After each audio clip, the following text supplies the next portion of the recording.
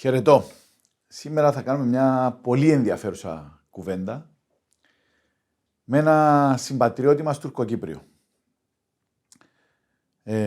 Οζ Καραχάν θα μοιραστεί μαζί μας μια, την βρίσκω εξαιρετικής σημασίας προσωπική διαδρομή που θα μας δώσει την ευκαιρία να αντιληφθούμε τι ακριβώς συμβαίνει στα κατεχόμενα εδάφη μας, αλλά και πώς σκέφτονται συμπολίτες μας αυτή τη δεδομένη στιγμή και βέβαια υπό το πρίσμα του ότι υπάρχει μια διαδικασία στο Κυπριακό που ξεκινάει αυτή την περίοδο.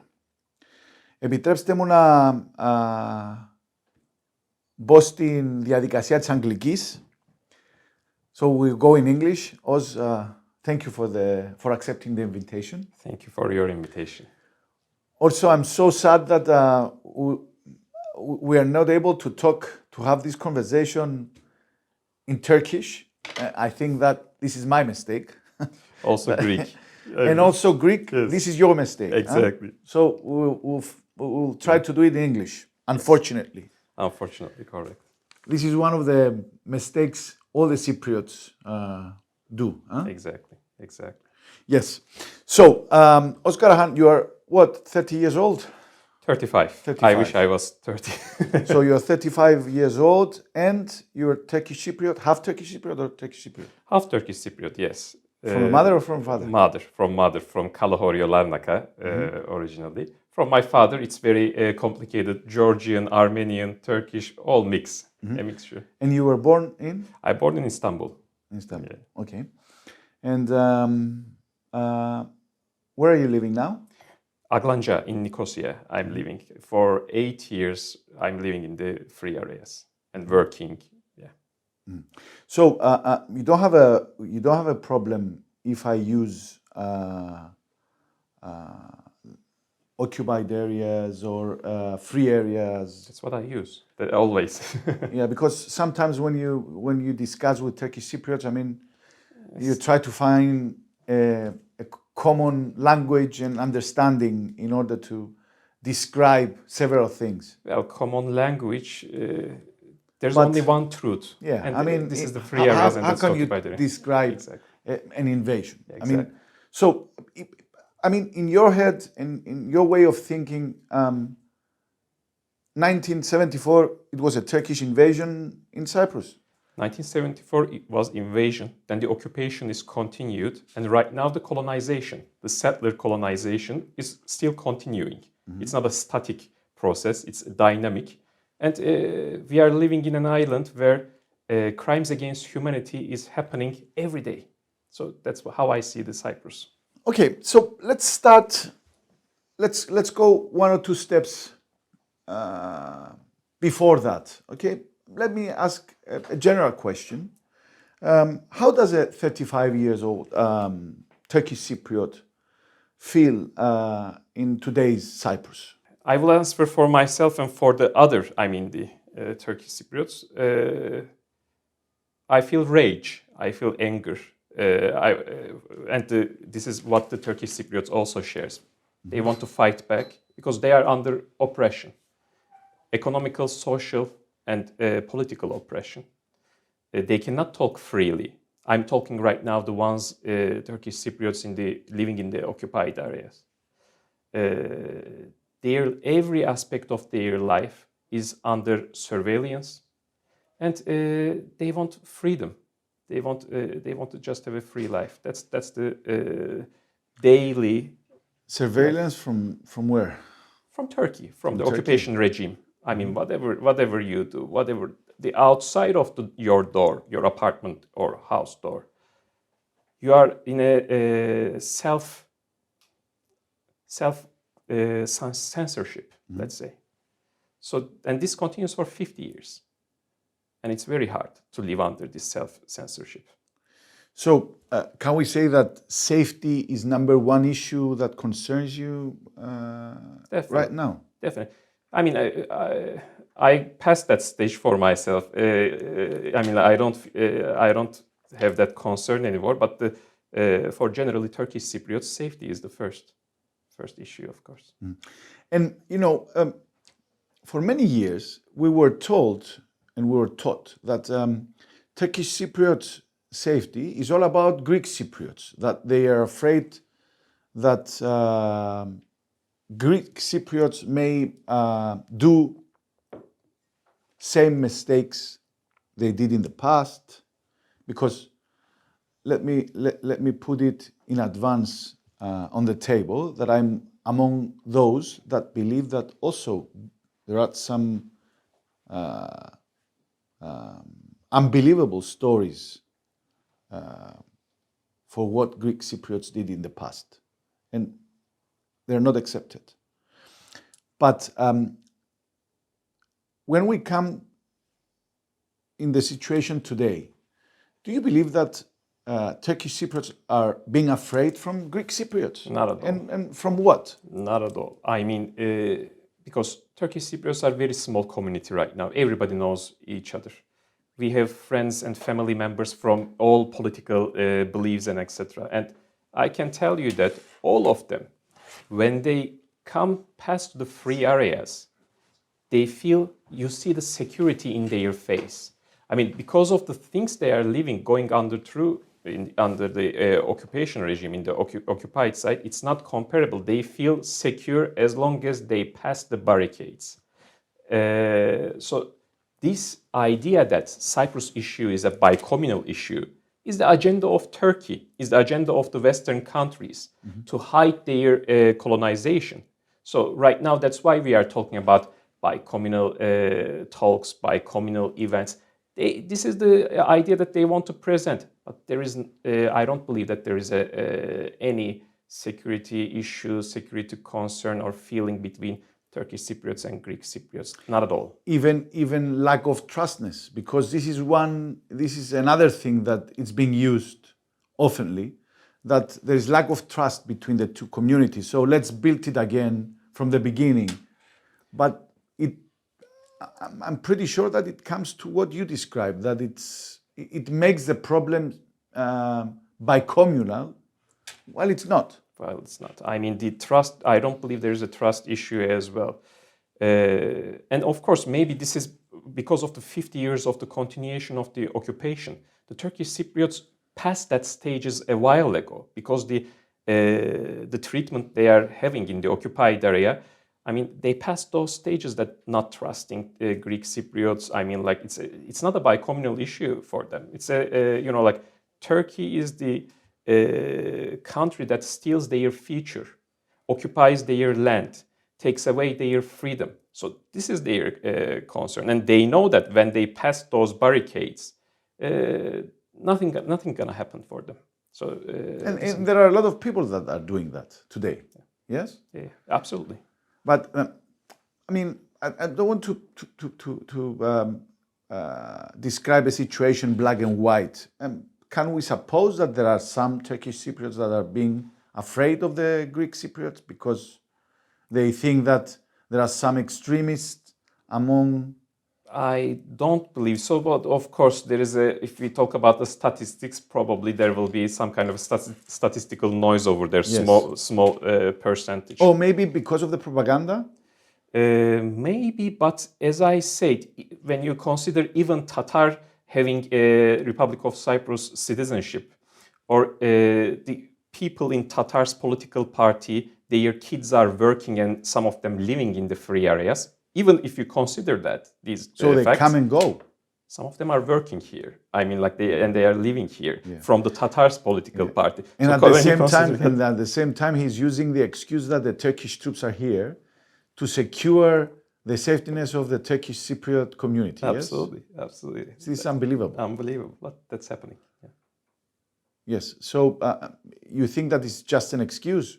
It is, of course, it's just an excuse. I mean, they are doing what Turkey told them to do. But it's not only about the Tatar as well. Unfortunately, the other side, the federalist side of the Turkish Cypriots, they are doing the same too. What Turkey tells them to do.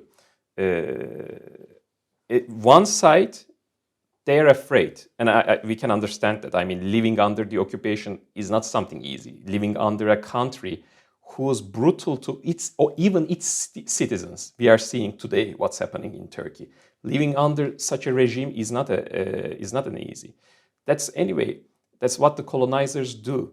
They take away your soul, they take away your character, identity, everything, and they treat you like you are no one, you are subhuman. And for 50 years, when they treat you this way, you lose everything about yourself. And for survival, you do. And when you don't see a light in the end of the tunnel, people do that. That's the situation in the occupied area.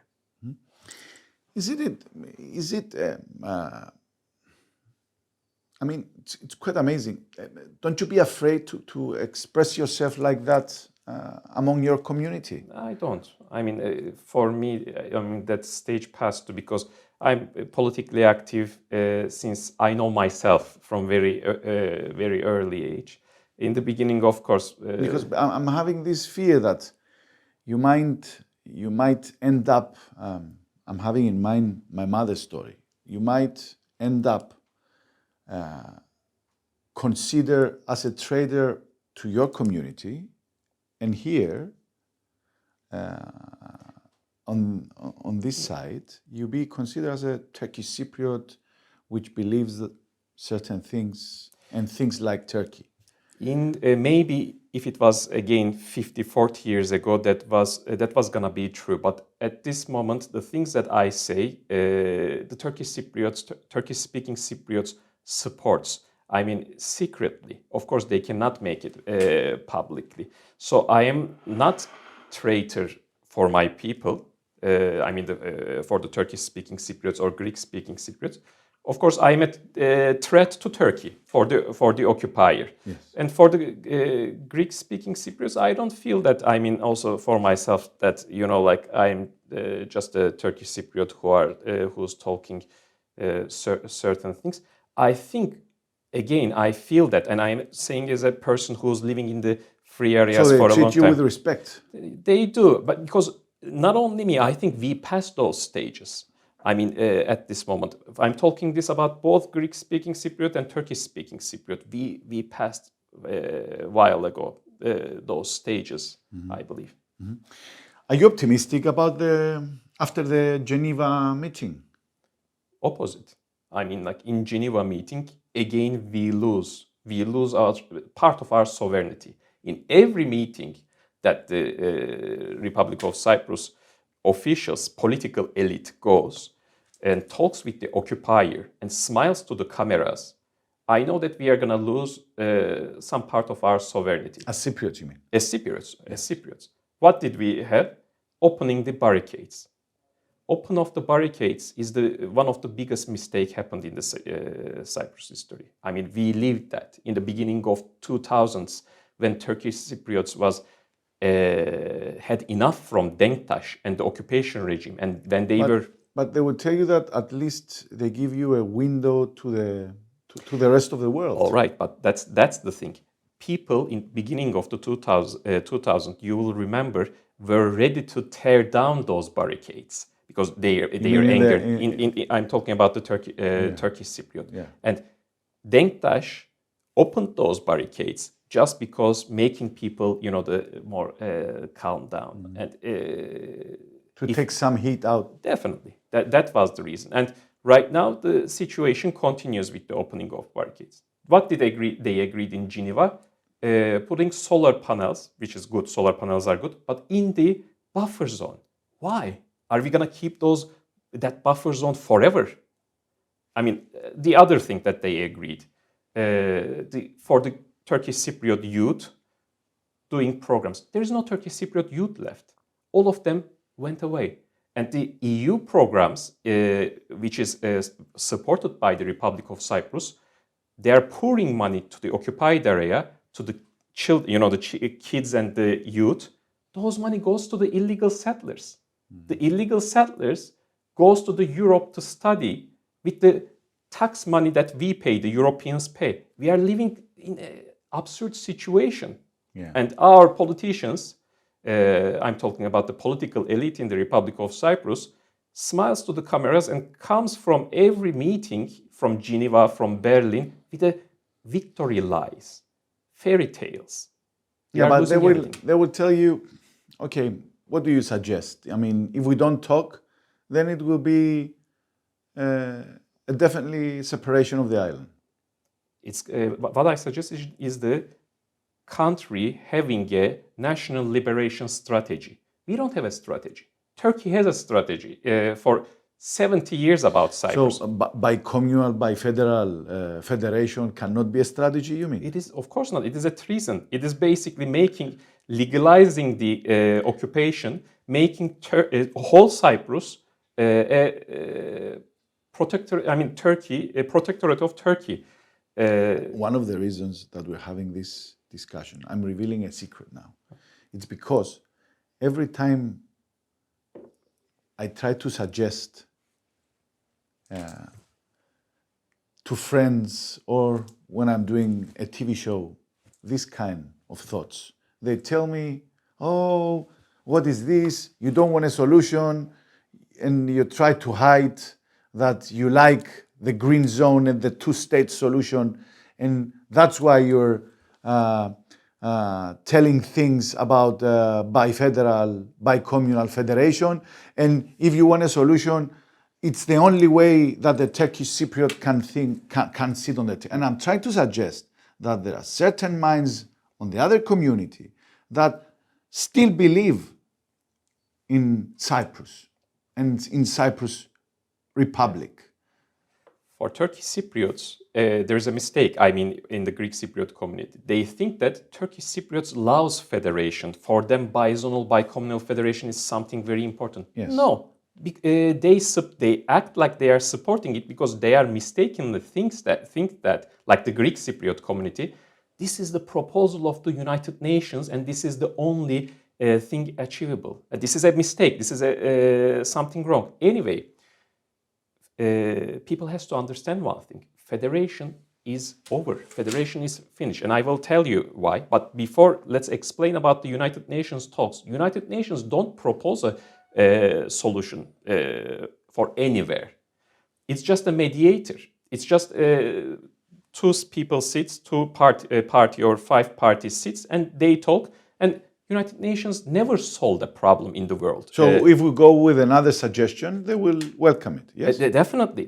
Like 2 years right now, Guterres is not even talking about bizonal, bicommunal federation because Turkey stopped talking about it. Yeah. And he made it clear, when one side stops talking about it, and if it's a Turkey, of course they're not going to talk about it. My proposal is the liberation. And what is it?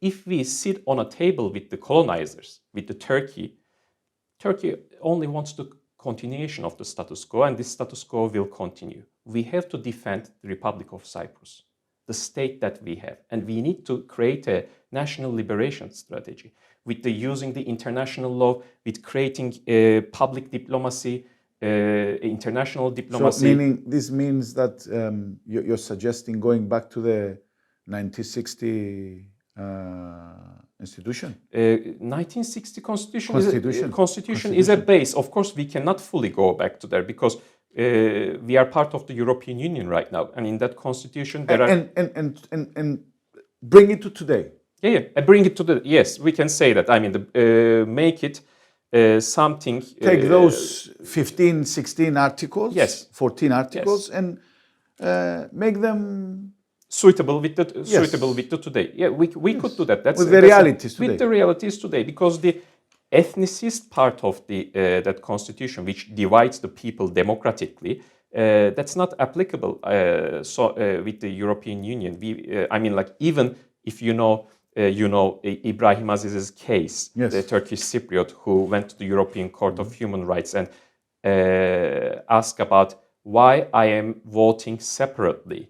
We are living in one country, and Turkish Cypriots and Greek Cypriots has to vote together. And he won the case, and that's why in the European Parliament elections we are voting together. That's why in the free areas, in the elections we vote and become candidate together. We passed those stages too. We cannot go back. But of course, that's the constitution of the state. We should make it more modern and suitable with the European Union, and use it. And Turkish Cypriots are perfectly fine with it. But anyway, that if you listen Tatar or Turkey, how they start their conversation. Every speech, every single speech, they say one thing.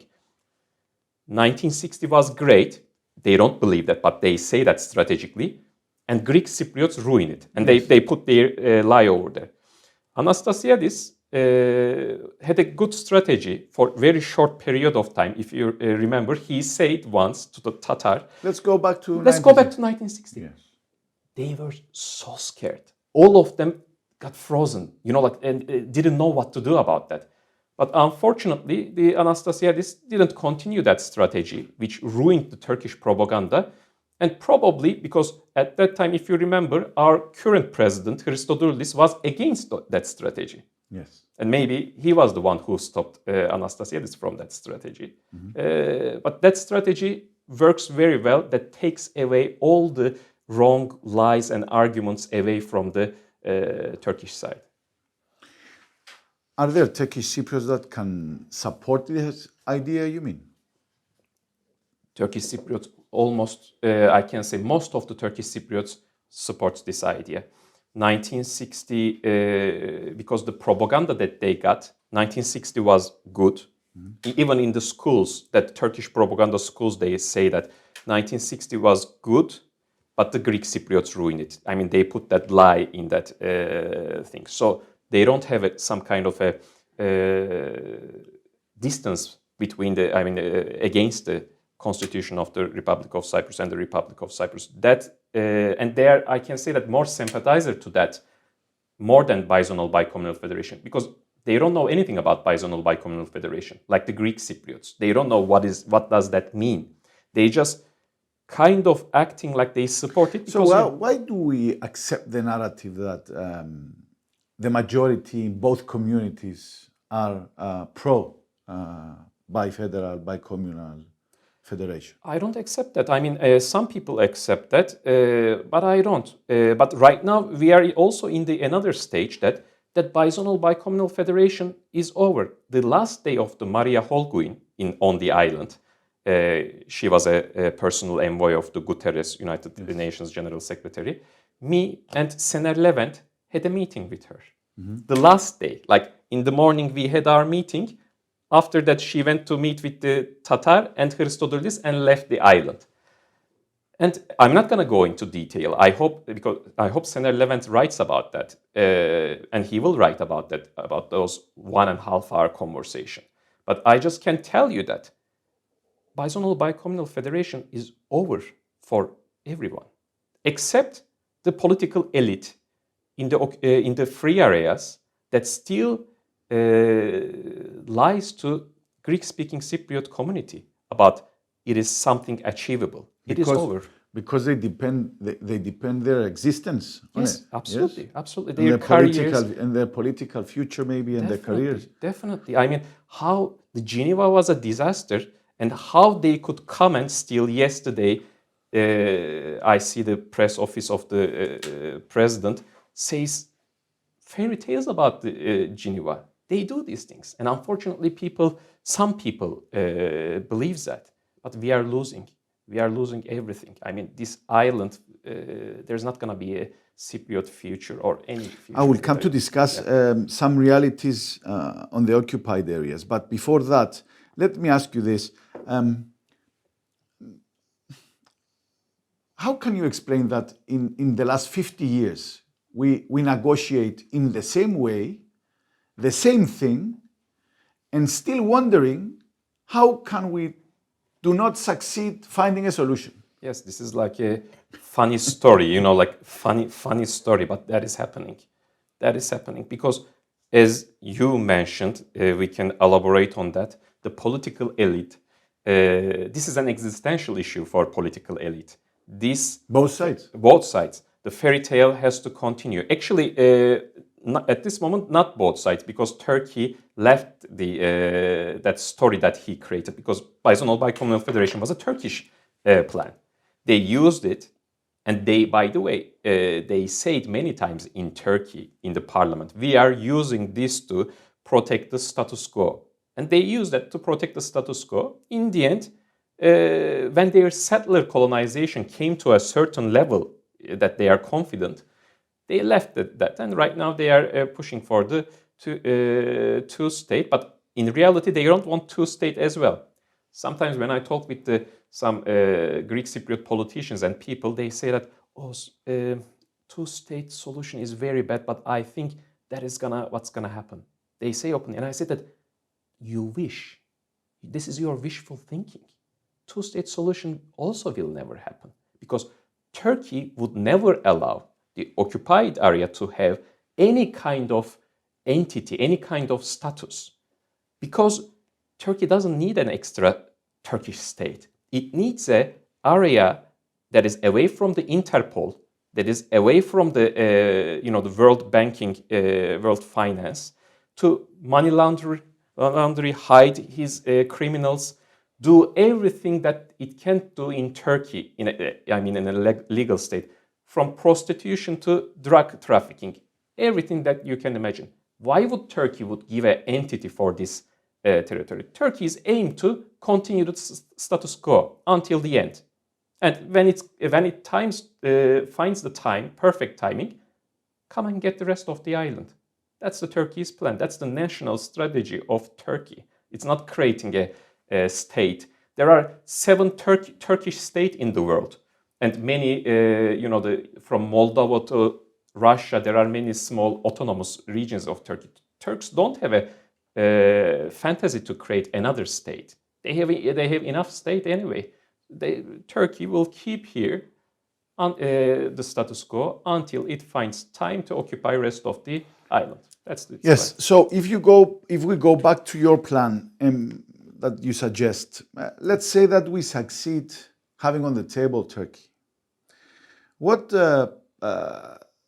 could be the suggestion by the two communities? You mean for the solution? For the solution. I mean, I believe that the solution cannot come from a table where colonizers sits. I believe that it can come with... But on the other hand, do you believe that we can succeed making Turkey disappear from the island? We can. Because why I am telling you this? We didn't do anything that in these 50 years that any colonized nation should do. Did we ever try to use the international law against Turkey? No. Did we go to ICC with a real strong case? Did we go to the ICC? There is an international institution that can force Turkey to do certain things. You can see how Turkey reacts in the whole planet. I mean, in Syria with the Kurds, in Libya, all around the world. Today, though, I mean, last 20 years this is happening. This Ottoman Empire vision, it's coming back. Correct. And it's acceptable, and I cannot believe this, it's acceptable also from the United States and from Russia. And Europe. And Europe, I'm not sure that can understand what's happening. Yes, I mean, this is the 20 years of Turkey. I mean, right now Turkey getting stronger and stronger. But we have a 50 years of this occupation continues. And Turkey, and tomorrow what is going to happen, you never know. I'm talking about Turkey. But we have our homeworks. As I said, did we ever do the proper public diplomacy? When I say public diplomacy, I'm talking about informing the world community about what is happening in Cyprus. I'm going to the European Parliament. I'm going to the international meetings. Even the people who are dealing with the politics, they don't have any idea about what is happening in Cyprus. And that is our fault. That is our fault, our government's fault. Because they act like our political elite. This is a holiday resort island. And we present ourselves like that. No, this is a colonized island, and we don't have this strategy to inform world public about this. Public diplomacy, international law, real diplomacy, which is at this moment we have an advantage. We entered to the multipolar world order. And that is a huge advantage for the countries, small or big, asking for their sovereignty, having bilateral relationships with anyone. Because let's be honest, I always say heydays of the organization like United Nations or European Union, these supranational organizations, or even NATO, it's over in the multipolar world order.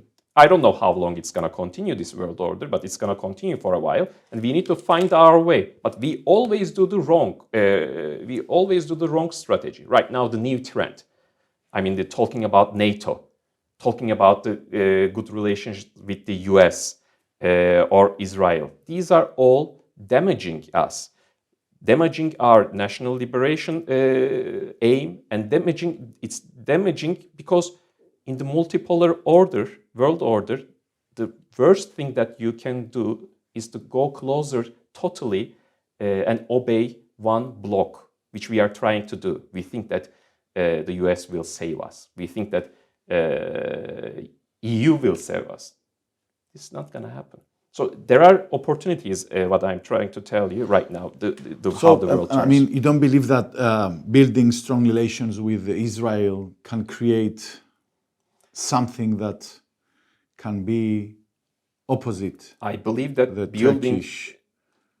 First of all, Turkey and Israel's relationship is stronger than ever right now. And it was always like this. If you ask me, what is the strongest allies of Turkey? I would say first Germany and second is Israel. Zionism is the ideology inspired by the Kemalism from the Young Turk movement. The founder of the Israel, they were from Thessaloniki, as you know. Yes. They were involved with the Young Turk movement. So the ties between these countries are essential. For Israel, Turkey is a lifeline. Even they act like today they are fighting, but you know, more than half of the Israel's energy goes from Azerbaijan through Turkey and to the Israel. The jets that bombing Gaza, their fuel goes through Turkey. Yes. This is a theater that is playing, and we act like we believe that Turkey and Israel has a problem. Turkey is the only country that Israel can rely in the region for, and it was always like this from the beginning. And as a Turkish Cypriot, I can tell you that in the schools they teach what? Do you know? In Turkey and in the occupied area, we are with Jews. Greek Cypriots are with Palestinians. So this is the narrative. Narrative. I mean the historical narrative. So that is why, by the way, in the free areas we had many good support for Gaza, protests, support for Gaza. Do you know in the occupied area how many protests happened for Gaza by Turkish Cypriots or Turks? Zero. So this is a historical thing that we cannot change. Turkey is with Israel. Turkish people is with Israeli people. And we, as a colonized nation, as naturally, we were with the Palestinians. Right now, getting closer with the Israel is damaging our national liberation strategy as well, because there is a court cases going in ICJ. Israel is a country that occupies a territory of another country. And genocide. And genocide. Settler colonization is the most important. We are victims of all of those, like the Palestinians, and we go and have a close ties with Israel. Tomorrow, if we want to use these mechanisms, international law mechanisms, and try to do the public diplomacy, inform the world, aren't the people going to tell us that? I can agree that you cannot choose principles a la carte. Huh? Principles are principles for everybody. Definitely. And they begin from you. Definitely. That's it. Yes. How is life in the occupied areas? I mean, I know that it's been now, 5 years that you're not allowed to go there? Yes. You're not? First you're afraid or you're not allowed? No. 5 years ago, if you remember, there was a list by the Turkey that certain number of Turkish-speaking Cypriot intellectual, politician, writers were blacklisted and declared persona non grata in Turkey. And I was in that list with Sener Levent and I believe another 42 people. So that was 5 years ago. At this moment, I'm not going to the occupied area because of. So you're blamed because of your thoughts and because of your relation with Sener Levent? No, this 42 person, Turkey declared that there is a law called N28 in Turkey, if I remember correctly, the code, the criminal code, threat to the Turkish state. So you're a threat to the Turkish state? Yes. So we declared as persona non grata and blacklisted. And as you know, last year, a Turkish Cypriot lawyer, Akan Kürşat, got arrested because he was involved in the usurpation of the Greek Cypriot properties. And for a very long time, we are campaigning against this and fighting for protection of the Greek Cypriot properties.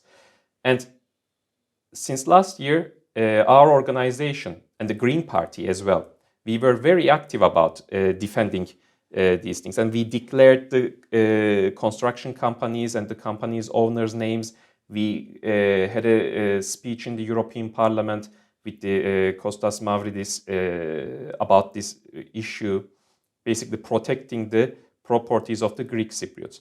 So until then, since then, there was a campaign going on, of course, against me, because as you know, talking about liberation of Cyprus is one thing, but also talking against the settler colonization very hard, another thing, because that's the red line of Turkey. Yes. There are two assassinations happened, political assassinations happened in the occupied area, and both of them since 1974, and both of them was related to that. First one was the son of Denktaş. He was against the settler colonization. He was a politician. He got assassinated. And the second one was in 1999, journalist Kutlu Adalı. He was against the settler colonization, and he got assassinated. So when you touch that point very correctly, you become a target. You become a target. So that's the situation. So you're not going there. I'm not But going there. you having your relatives and your friends are there. Are there, yeah. Yeah, and I mean, what is the situation now? I mean, It's very hard. Hard. Very hard. I mean, first of all, they're not majority.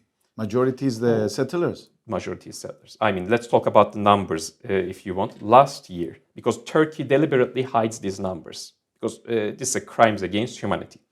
But last year, the Association of Muhtaris in the occupied area, because they have the record of how many people lives in their region, they declared the number, and they said that there is over 1 million people living in the occupied areas. We know the number of the Turkish Cypriots, because how do we know? In 2011, the head of the statistical agency of the occupation regime, I guess accidentally, talked about this number on the live television, and he said there is 120,000 Turkish Cypriots, original Cypriots in the occupied area. And we know the data of the Republic of Cyprus, the number, how many Turkish Cypriots has the Republic of Cyprus citizenship, which almost everybody has, even Tatar has, even Denktaş's kids has. It is 140,000. And not all of them lives in the occupied area. Most of them left already. So compare the over 1 million population and around, let's say, 100,000 Turkish Cypriots. 10% or less than 10% of the people in the occupied area are Turkish Cypriots. 10%? Probably less than 10%. And that's raise another question. This year, in the October, there will be so-called Turkish Cypriot leadership elections. So you cannot have a leader as a Turkish Cypriot. No. Who's voting for that? Yes. Illegal settlers are voting for that. And who congratulates the Turkish Cypriot leader first? Who will congratulate? His boss. His boss, but the second, maybe before his boss, the government, our political elite here, president. The president of the republic. Yes. The president of the republic. Yes. So we need to. Right now, we are starting a campaign against this with the numbers in Cyprus and internationally, because this is unacceptable. The Turkish Cypriots' political will is not on the table. We need to fight for that. This is not only for Turkish Cypriots, this is for the Greek Cypriots, for the liberation of the island. Yes. Is there, And the relation between the settlers and the Turkish Cypriots? There is a big unrest and distrust. You were asking about distrust. I mean, first of all, there is a ghetto life is happening. Because in the cities and the villages where illegal settlers lives and where Turkish Cypriot lives are different. So they go to different places, they go to different venues, they try to avoid contacting with each other. So there is a huge unrest and distrust between the illegal settlers and Turkish Cypriots since 50 years. I mean, the first one who said that was Küçük, Dr. Fazıl Küçük, the vice president of the Republic of Cyprus. After the occupation, he was, of course, he was a Turkish supporter. But in 1976, 2 years after the occupation, he had a newspaper and he started writing over there, Turkey should stop sending these people to Cyprus because these people are not suitable for our culture, our lifestyle, and they're gonna create big danger for Turkish Cypriots and Cyprus. But this is the answer. I mean, like, there's a huge polarization. They don't, there is never gonna be some kind of integration. And main reason that the Turkish Cypriots feels that they are under threat is basically these people. So this is the situation in the occupied area. And most of the Turkish Cypriots, you told me that they already have their identity card from the Republic. Most of them. And the passport. Most of them. I mean, they don't have any, they are not ashamed to that. Even, as I said, Tatar. Is it? I mean, the Denktaş's kids and the grandkids, all of them as it. All of them. Because they're entitled by birth, of course, and they get it. Mm-hmm. And Turkish Cypriots are leaving the island as well, because this is what I'm hearing. They are leaving the island. I mean, the most of the Turkish Cypriots are living abroad at this moment anyway. They are leaving the island because Turkey openly says that.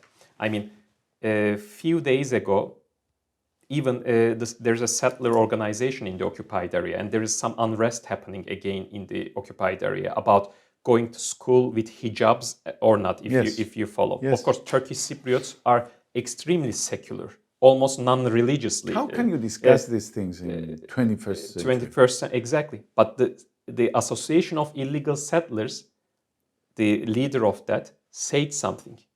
If you don't like it, go to South.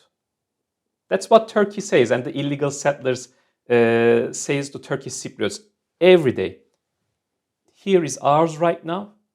I mean, the occupied area of Cyprus. If you don't like it here, you have your passport. Go. You can go to free areas. You can go to Europe and live happily. Shamelessly, they say this openly every day. What is your opinion about the president of the Republic, Mr. Christodoulidis? Disappointment. I mean, big disappointment. And But he came. It was an idea out of the box. I mean, he's not a political elite, as you call it. For me, he's a political elite. I mean, whoever he. No, you can say that he was a bureaucrat, but not a political elite. I mean, he came from a no party. Kind of no party, but we know that an outsider. We know that it. I mean, like it's not totally true. But he adapted very well. Even if that was true, what you say, he adapted very well to the political elite. I mean, like, and he wants to be in that group, and he's welcomed by that group. So you say disappointment. Why? As a young Turkish Cypriot, why? Because he, like the previous ones, he doesn't have any aim to protect this state, this republic. He's again for the Cyprus issue and for the other issues. He's self-oriented, career-oriented. He doesn't have any ambition. I mean, if I want to count here, I can count starting from yesterday. I mean, But let me tell you, allow me a small parenthesis. Yeah. Is there a Cyprus president that can you bring in your mind that had strong relation with the Turkish Cypriot community and knew the issues and knew the dynamics and the way of thinking? yes, Who? Makarios, In a good or a bad way? in good way. In good way. Because there is a narrative also that Makarios did everything wrong against Turkish Cypriots. This is totally wrong, and even Turkish He Cypriots. created teams in order to kill and murder Turkish Cypriots. Nobody believes that. I mean, even the Turkish Cypriots don't believe that because this is not true. This is not true. I mean, our leaders, all of the leaders, presidents were very incompetent people. I mean, only one I can think of who was a real, real competent was him. I mean, was like a real president of all Cypriots. I can only think about him. Okay, coming back to the president, you said disappointment. And it comes from? I mean, let me start from yesterday. Turkey has Erdogan has a guy, his vice president, responsible for the colonization of the Cyprus. You know, Cevdet Yılmaz. Yesterday, our president was having happy conversations with him, with Cevdet Yılmaz. I mean, how can you, while Cyprus is occupied, while Turkish Cypriots are under threat, the Greek Cypriots are, of course, under certain threat. How can you have these family photos, these nice conversations with these people? I mean, this is unacceptable, and that really damages the people's trust on him. I mean, I'm talking mostly about the Greek Cypriots and Turkish Cypriots right now. I mean, in the occupied area, there is a small resistance against Turkey. I mean, because people are afraid, they can resist in a very limited way.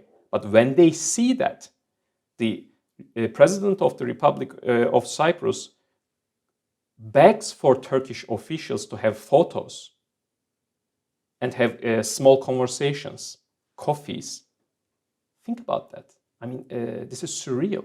But don't you want the president of the Republic to be able to talk with the invader, Turkey? No, I mean, if you don't discuss, what do? You take the weapons? No, you don't need to have weapons, but there is a limit for that, and there is a environment for that discussions. It's all about dignity, you say? Dignity, honor, dignity. I mean, these are the important things. Not every day proudly sharing photos with talking with them. What are you talking with the person who's responsible for the colonization of the island? I mean, whoever he finds, a Turkish official, he runs in those United Nations corridors or the European Commission's corridors to have a chat and have a photo and serve it. This is not a diplomacy. This is weakness. They are laughing. I mean, in Turkey, they make fun of this. I mean, and Turkey uses that, by the way, in the Turkish community. They say that, you see how they obey us. And they obey. I mean, that's the situation. That's the sadness. Okay. In the occupied areas, is there any politician that you can trust, that it's self-promising, that it's... Not at all, because they are hostages. I mean, the people in the occupied area, they are hostages. I mean, if you talk individually... But does it make a difference? I'll give you three names. Yes. Mustafa Kinci, Mehmet Ali Talat, and Ersin Tatar. All of them are the same. They are the same. They are the same. But because in our head, we believe something different.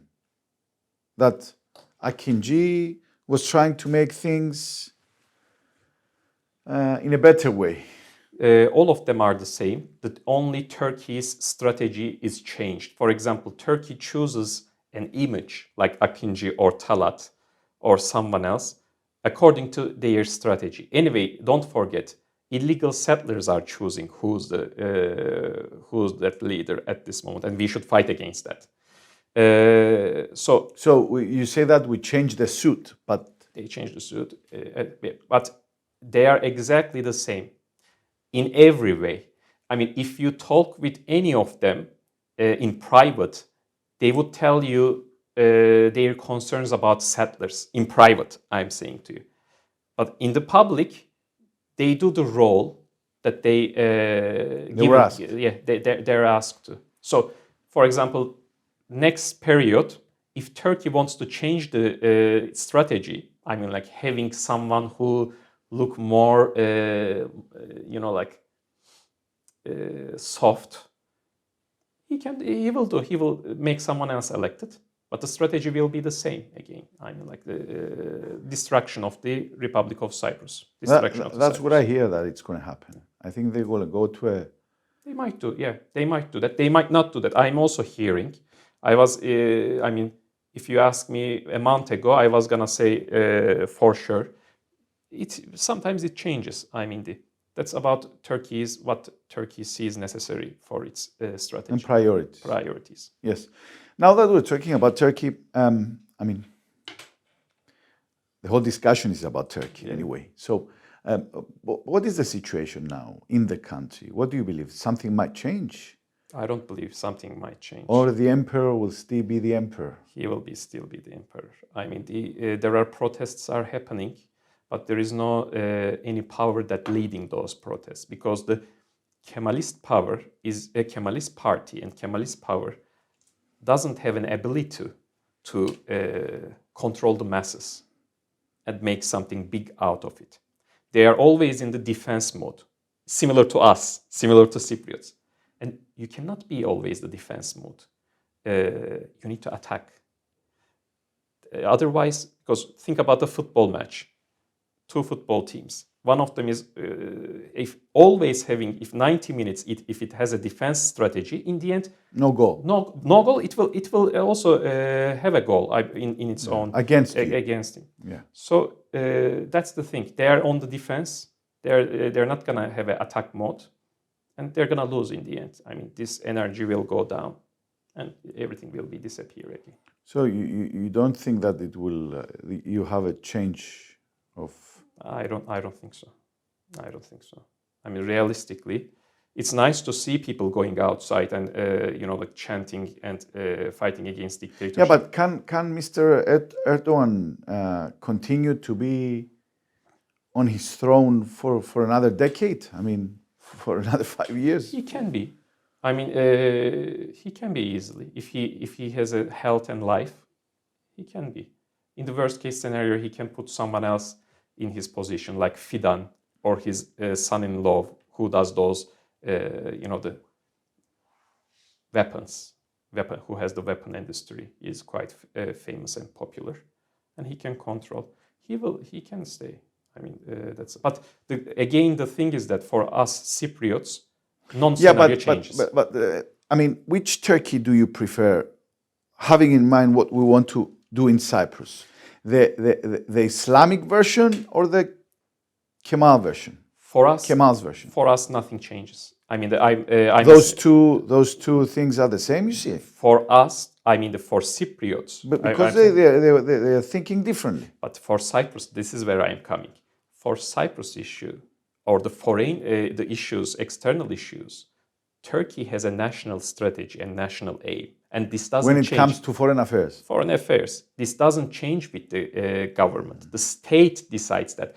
In Turkey, many countries... It's like it's being described in Nihat Erim's exactly. manual. Exactly. 60 years ago. Exactly. In Turkey, Turkish Communist Party and the Erdogan unites in Cyprus politics. Their ideas about Cyprus and the other external things. So for us, nothing changes. We cannot wait something to change in Turkey. We need to have our own strategy and fight against Turkey. That's the thing. I mean, like, because I'm seeing in Greece and in the Republic of Cyprus community, and also Turkish Cypriots as well, people are waiting if something changes in Turkey. That's nothing gonna change. I mean, like, Turkey's policy. We need to become the change you want, yes? Exactly. We need to make the change. We have to stop being in the defense mode. We need to put ideas on the table. We need to create proactive strategy and tactic. We have to do that. And nothing will change about the Turkey, that's for sure. Are there politicians in the three areas that you respect and you are not disappointed? Yeah, for example, Mr. Perdikis is a person that I respect a lot. You're in the same party. You cannot say anything else. But I'm in the same party just because of that. Yes. Because I respect him. And there are many bright patriot people in the party. Other than that, if you're asking about the mainstream politicians, I cannot think about any other name because generally... So your message from these 55 minutes that we're discussing is that all these people that think that by shouting and aiming by communal activities are not going to solve the problem like this. They can drink one glass of water and realize that it is over. I mean, they were fooled. They got used by Turkey for its strategy of prolonging the situation, protecting the status quo by asking some imaginary solution like that. But as I said, for United Nations, that's over. I mean, because anyway, United Nations doesn't decide on anything. But the federation story, fairy tale, is finished. I mean, everybody woke up from that, again, as I said, but the Greek Cypriot community, unfortunately, some part of it, of course, did not. And that is because of the governments, our governments, the presidents, still trying to sell this fairy tale that this story is continuing. It is over. How much they shout, it's finished. It was a strategy of Turkey. The expire date is done. They go to another stage. Right now, either we are going to create our own strategy and our own ideas and force them in the international area, or we are going to dance or play the game that Turkey writes the rules. Mm-hmm. Last question. If the president decides to appoint somebody from the Turkish Cypriot community as a minister, would you think that he could find candidates that will agree? And this could be an out-of-the-box idea, a cabinet with also Turkish Cypriots, ministers. I mean, this is about...